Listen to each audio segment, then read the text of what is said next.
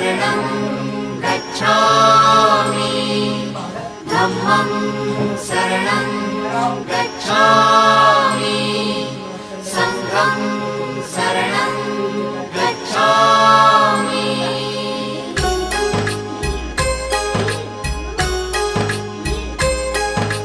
बुद्धं शरणं गच्छामि धम्मं शरणं गच्छामि संघं शरणं गच्छामि त्यागमूर्ती तू शांत चित्त तू योग रूप संसारी